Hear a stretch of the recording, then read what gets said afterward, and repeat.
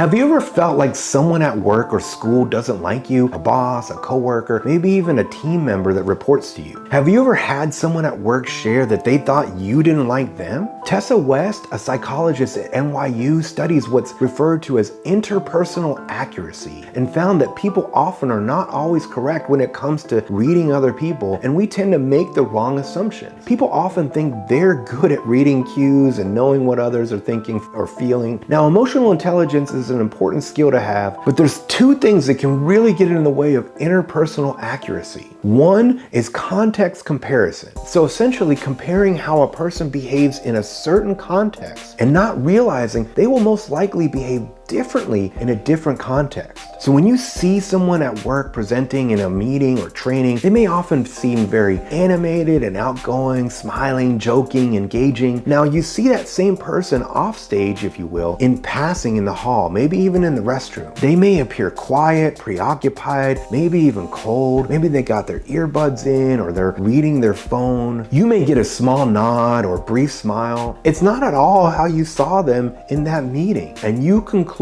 wow, this person doesn't like me. What did I do? To make matters worse, in your head, you're like, this person doesn't like me. Well, I don't like them either. And the reality is the interaction is simply a different context. They were on stage in that meeting or training. They had to be animated and excited to keep the audience engaged and entertained. In passing in the restroom, their mind is not in that space. It's a different context, and we should not compare the two completely different contexts, expecting the person to act the same across the board. I mean, some people have resting bitch face, right?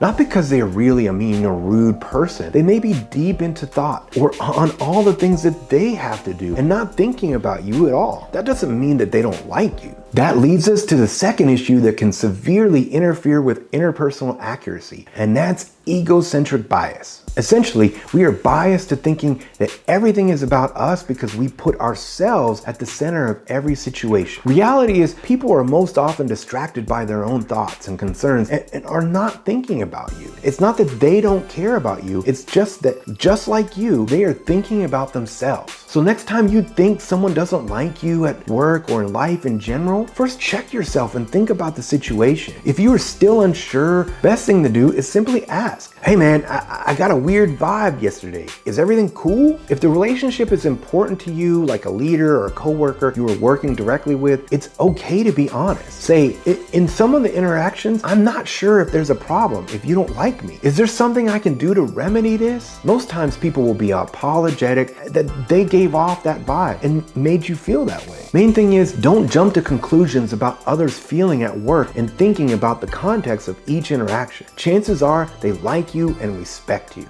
Grow up, lead this shit. Grow up, lead this shit.